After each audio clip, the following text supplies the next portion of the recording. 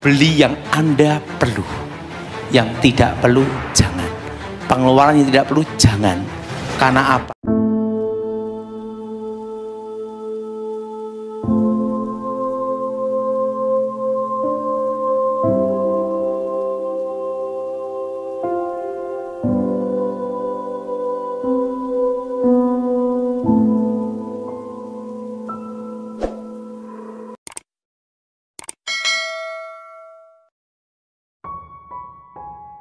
Mazmur 107.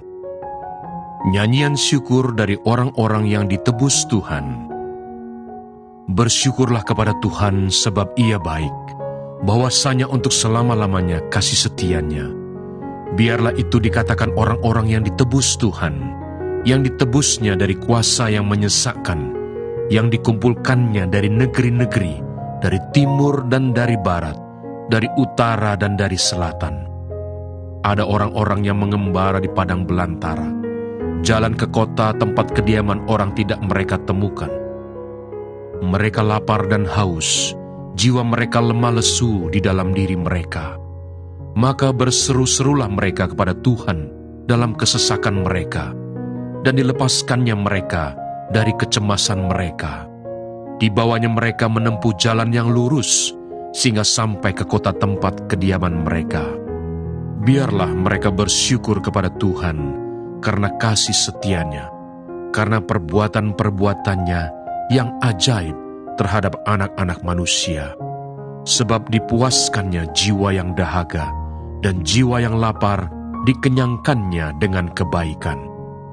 Ada orang-orang yang duduk di dalam gelap dan kelam, terkurung dalam sengsara dan besi, karena mereka memberontak terhadap perintah-perintah Allah dan menista nasihat yang maha tinggi, maka ditundukkannya hati mereka ke dalam kesusahan. Mereka tergelincir dan tidak ada yang menolong. Maka berseru-serulah mereka kepada Tuhan dalam kesesakan mereka, dan diselamatkannya lah mereka dari kecemasan mereka. Dibawanya mereka keluar dari dalam gelap dan kelam, dan diputuskannya belenggu-belenggu mereka. Biarlah mereka bersyukur kepada Tuhan karena kasih setianya, karena perbuatan-perbuatannya yang ajaib terhadap anak-anak manusia.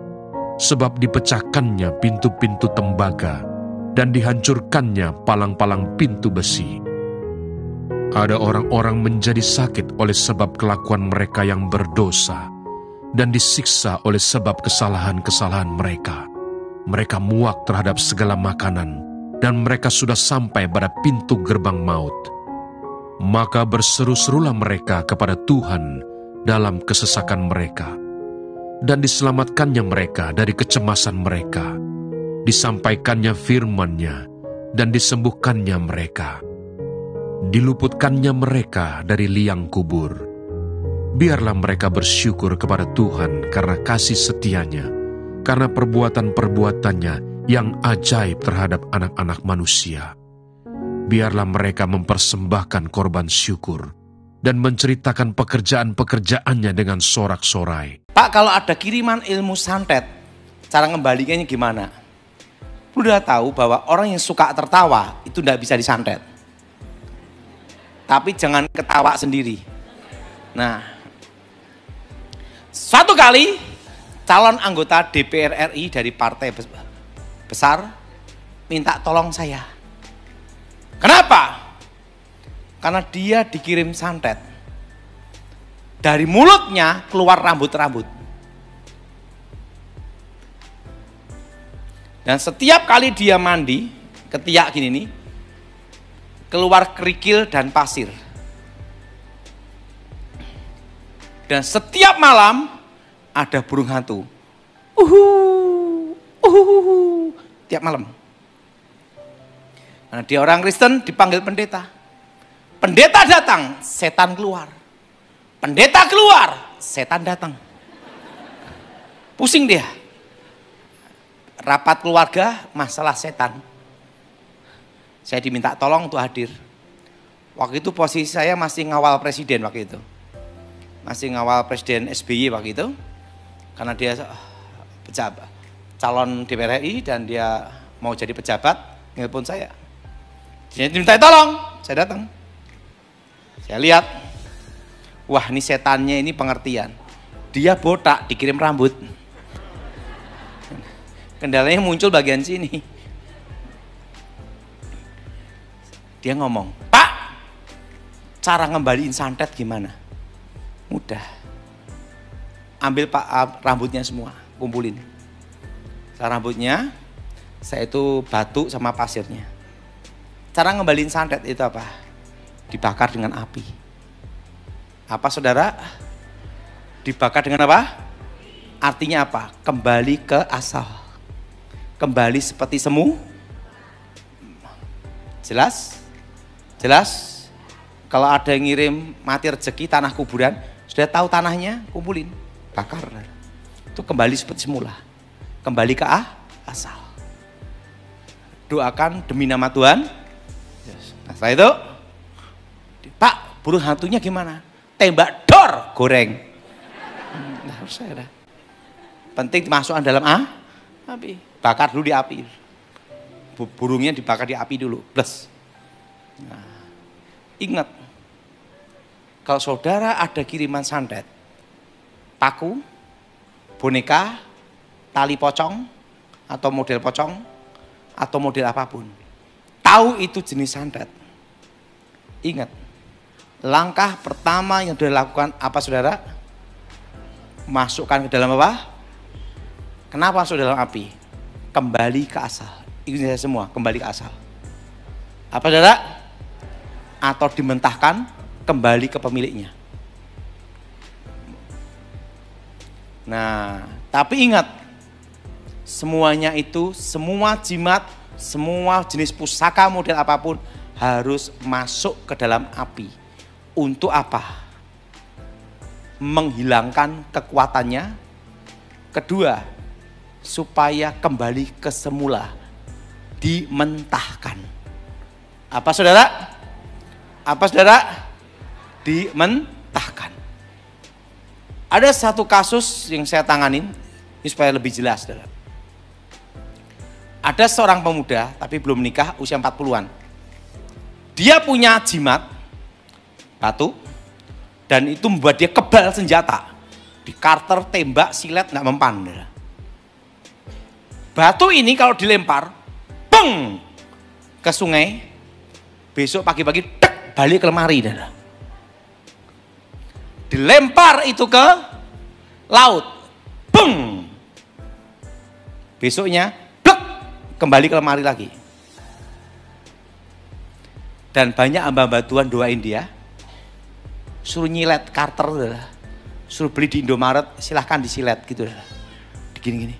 Lah hamba Tuhannya nonton gini-gini doang, doa demi nama Yesus tapi gini-gini. Karena lihat kebal dia.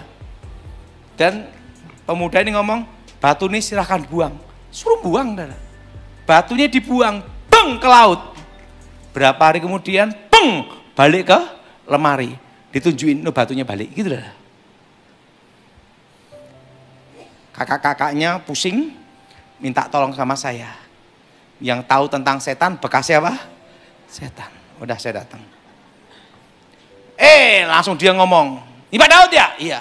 Dukun santet ya? Gitu dah. Dia tahu, ya udah saya bilang gitu. Dia ngomong, Pak Daud, silakan beli karter di Indomaret, gitu dah. Atau di toko, terserah. Siletkan di badan saya membawa pusaka saya ini. Saya diam aja. Nggak usah pakai silet. Sini. Kan dia gini-gini pakai pusakanya. Rambutnya tak rontok. Waktu rontok dia pucat. Saya beritahu Mas, Anda bukan lawan saya. Kenapa? Ilmu Mas di bawah saya. Kalau saya belum bertobat, kamu udah ketemu Tuhan. Langsung, kaget dia pucat. Saya tahu kamu punya ilmu kebal, kelemahan apa juga tahu saya. Mana pusakanya? Sini. Tahu enggak Pak? Pusaka ini berapa hamba Tuhan ngomong, udah tak lempar Pak, balik lagi, tak lempar balik lagi. Ya, kalian goblok sih. Kasih tahu caranya. Mana pusakanya? Plak. Pertama harus apa? Masuk dalam apa? Api. Ingat itu.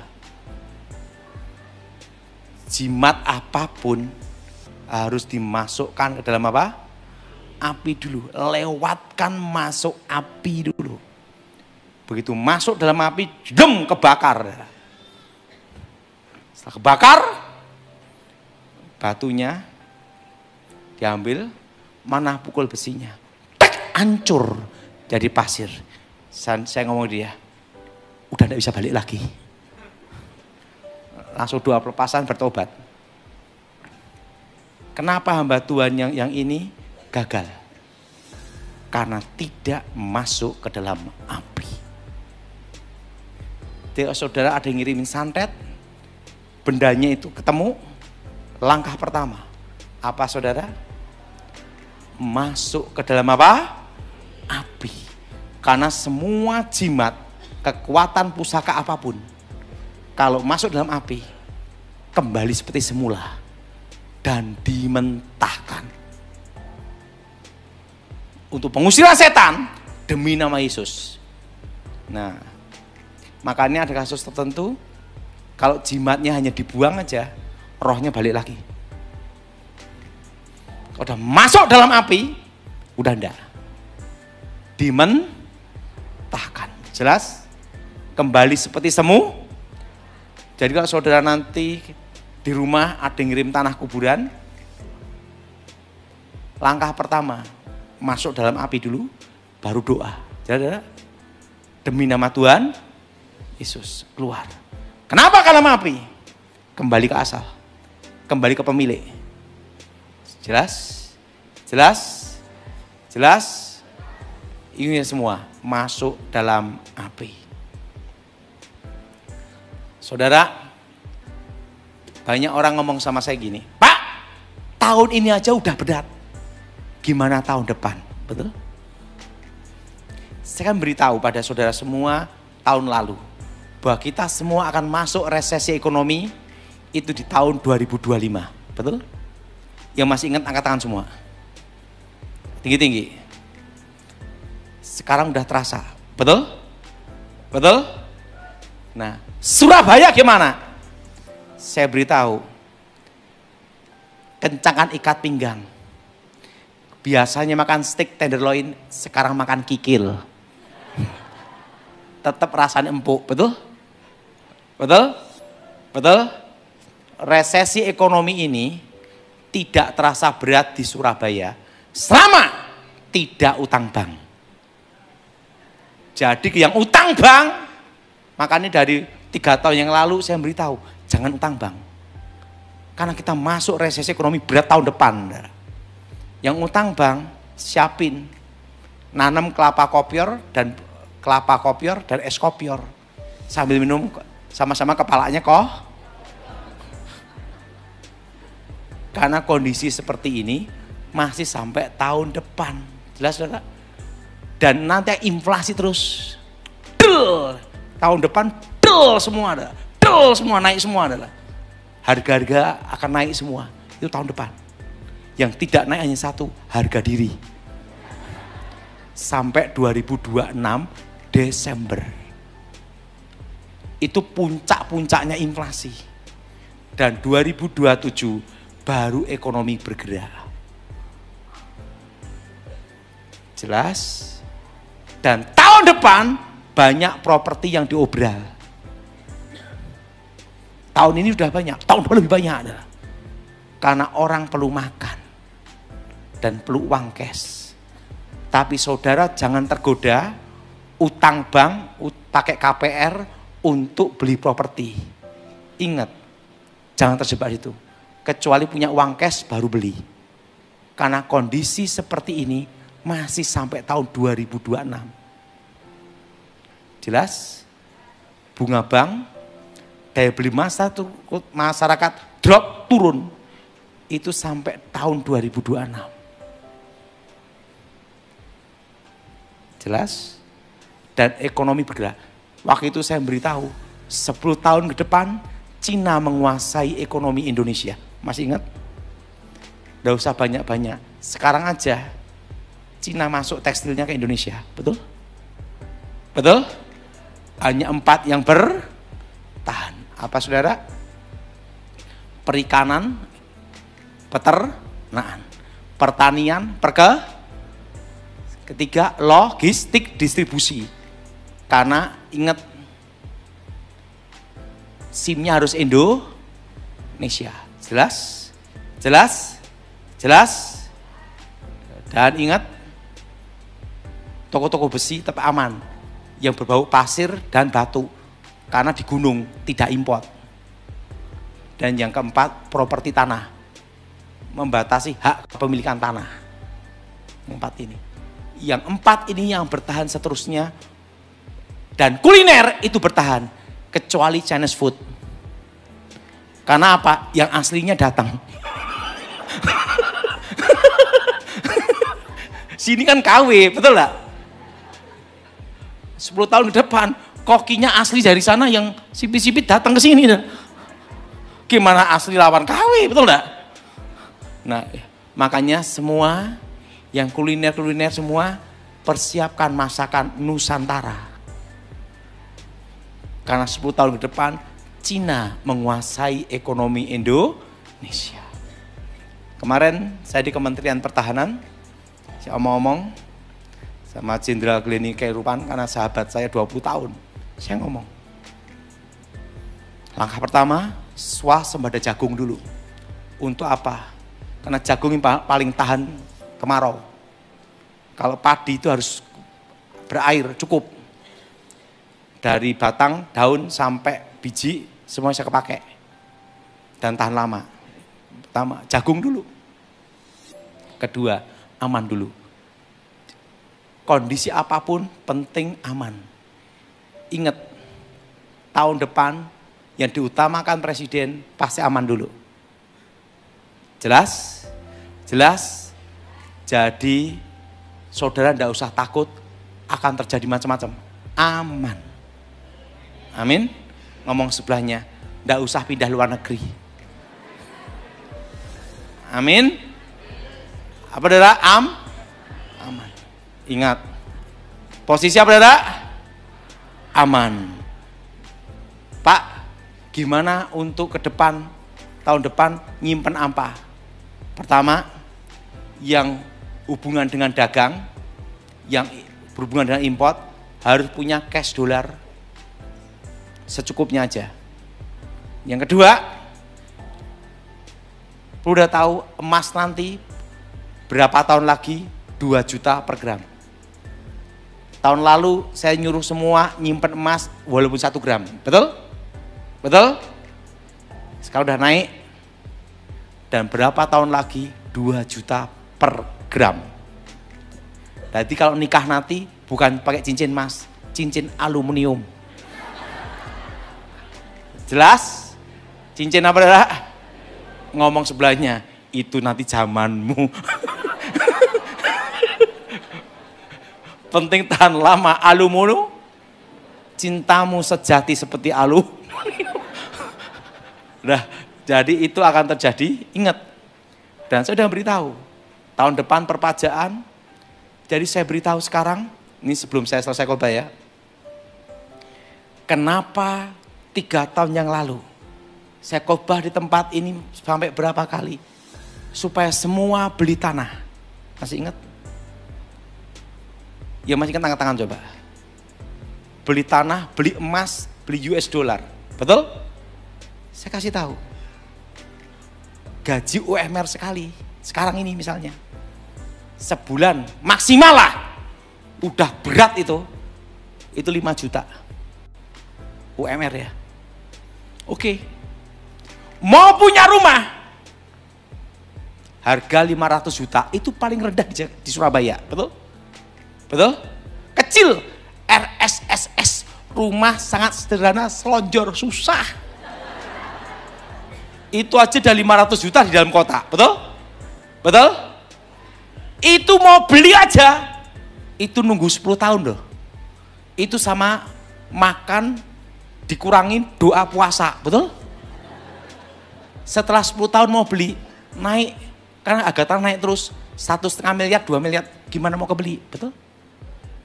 Apalagi gajian 3 juta, 4 juta. Kan saya beritahu. saudara semua beli tanah, nanti menentukan masa depan anak-anakmu. Betul? Betul? Perpajaannya. Betul? Betul? Kedua, ingat saudara, saingan tambah berat. Betul? Betul? Makanya 3 tahun yang lalu saya beritahu semua supaya beli apa? Tanah. Ya masih ingat, angkat tangan coba. Dan saya beritahu semua suruh berkebun. Harga-harga naik semua. Betul? Krisis pangan.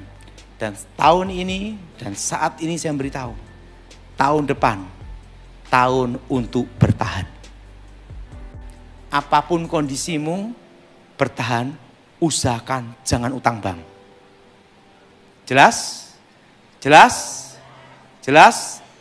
Dan nyimpen uang emas, nyimpen di rumah, uang cash, jaga-jaga. Di bank juga ada, di rumah juga ada. Kenapa? Jaga-jaga tiba-tiba pembatasan pengambilan uang di bank. Jaga-jaga semua. Jelas, saudara? Tapi untuk negara aman. Tepuk tangan. Jadi tahun ini saya beritahu untuk tahun depan. Semua yang bisnis berhubungan import, siap-siap cash dolar. Disimpan. Jelas? Dan apa berapa tahun lagi emas berapa darah? 2 juta per gram. Jelas? Dan tahun ini sampai 2026 harga-harga akan naik terus sampai puncak adalah. Puncaknya kapan? 2026 Desember. Setelah puncak 2027 baru properti naik karena properti itu yang terakhir. Nah, jadi tahun ini banyak properti yang diobral. Tahun depan lebih banyak lagi adalah. Tapi daya beli masyarakat turun sampai 2026. Ini waktunya yang dapat uang cash beli. Kalau utang KPR jangan. Kenapa? Kondisi seperti ini sampai 2026. Jelas? Jelas? Untuk jemaat GSJS di sini, saya beritahu Tuhan pelihara kita semua. Nah, yang kedua, ingat ngomong sebelahnya, kencangkan ikat pinggang, jangan ngurangi persembahan, betul? Amin. Karena apa? Tahun depan, tahun ini, saudara beli barang yang saudara perlu aja. Yang tidak perlu jangan dibeli. Yang setuju angkat tangan? Nggak usah yang bermerek, penting bisa dipakai. Setuju? Nggak usah merek-merek. Kayak saya aja, celana ini usia 20 tahun. Ini tambalannya asli, karena apa? Udah bolong. Saya bayar 10.000. Ditanya, Pak yang warna kayak ini enggak ada, adanya biru, kasih biru aja. Ini udah 20 tahun ini darah. Kalau celana model kayak gini, orang mau ngerampok, enggak usah ngerampok, tak kasih ikhlas. Amin. Jadi ingat, tahun depan kita saudara, resesi. Jelas? Kencangkan ikat pinggang, beli barang yang perlu saja. Yang tidak perlu jangan. Kurangi pengeluaran. Jelas? Dan bertahan. Amin. Ngomong sebelahnya, kurangi pengeluaran. Mazmur 107. Nyanyian syukur dari orang-orang yang ditebus Tuhan. Bersyukurlah kepada Tuhan sebab Ia baik, bahwasanya untuk selama-lamanya kasih setia-Nya. Biarlah itu dikatakan orang-orang yang ditebus Tuhan, yang ditebusnya dari kuasa yang menyesakkan, yang dikumpulkannya dari negeri-negeri, dari timur dan dari barat, dari utara dan dari selatan. Ada orang-orang yang mengembara di padang belantara, jalan ke kota tempat kediaman orang tidak mereka temukan. Mereka lapar dan haus, jiwa mereka lemah lesu di dalam diri mereka. Maka berseru-serulah mereka kepada Tuhan dalam kesesakan mereka, dan dilepaskannya mereka dari kecemasan mereka. Dibawanya mereka menempuh jalan yang lurus, sehingga sampai ke kota tempat kediaman mereka. Biarlah mereka bersyukur kepada Tuhan karena kasih setia-Nya, karena perbuatan-perbuatannya yang ajaib terhadap anak-anak manusia. Sebab dipuaskannya jiwa yang dahaga, dan jiwa yang lapar dikenyangkannya dengan kebaikan. Ada orang-orang yang duduk di dalam gelap dan kelam, terkurung dalam sengsara dan besi, karena mereka memberontak terhadap perintah-perintah Allah dan menista nasihat yang maha tinggi, maka ditundukkannya hati mereka ke dalam kesusahan. Mereka tergelincir dan tidak ada yang menolong. Maka berseru-serulah mereka kepada Tuhan dalam kesesakan mereka, dan diselamatkannya lah mereka dari kecemasan mereka. Dibawanya mereka keluar dari dalam gelap dan kelam, dan diputuskannya belenggu-belenggu mereka.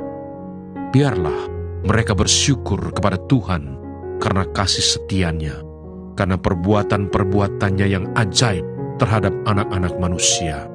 Sebab dipecahkannya pintu-pintu tembaga, dan dihancurkannya palang-palang pintu besi. Ada orang-orang menjadi sakit oleh sebab kelakuan mereka yang berdosa, dan disiksa oleh sebab kesalahan-kesalahan mereka.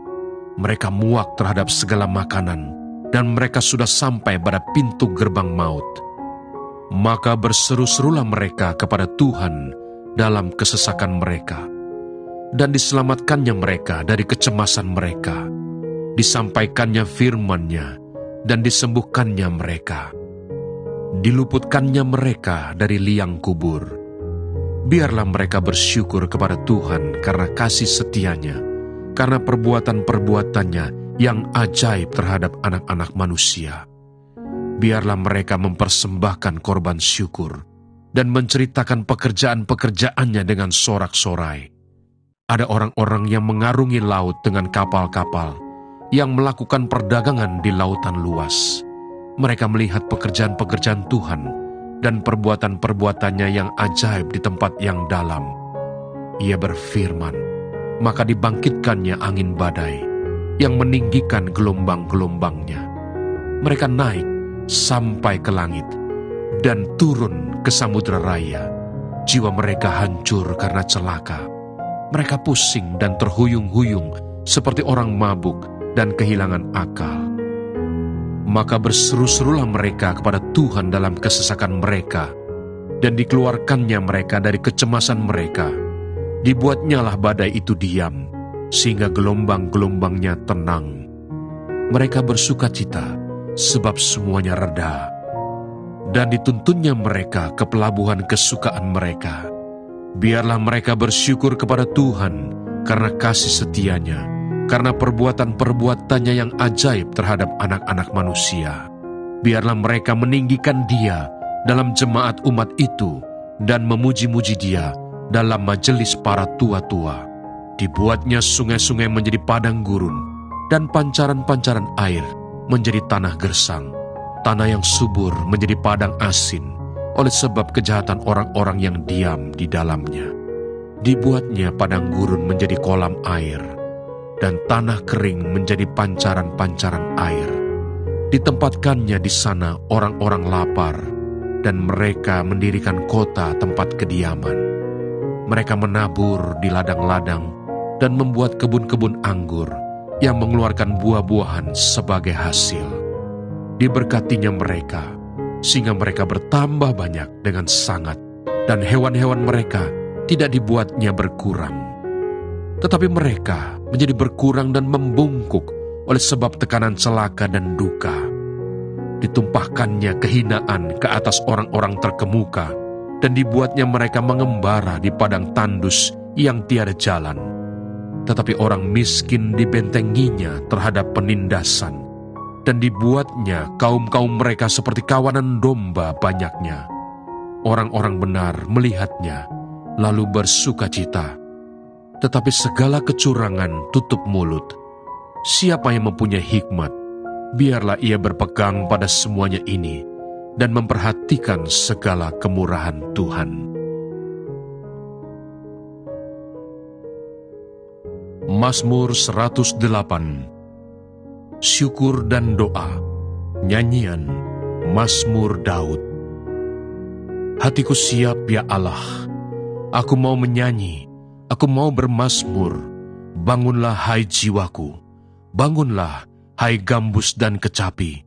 Aku mau membangunkan fajar, aku mau bersyukur kepadamu di antara bangsa-bangsa ya Tuhan. Dan aku mau bermazmur bagimu di antara suku-suku bangsa. Sebab kasih-Mu besar mengatasi langit, dan setiamu sampai ke awan-awan.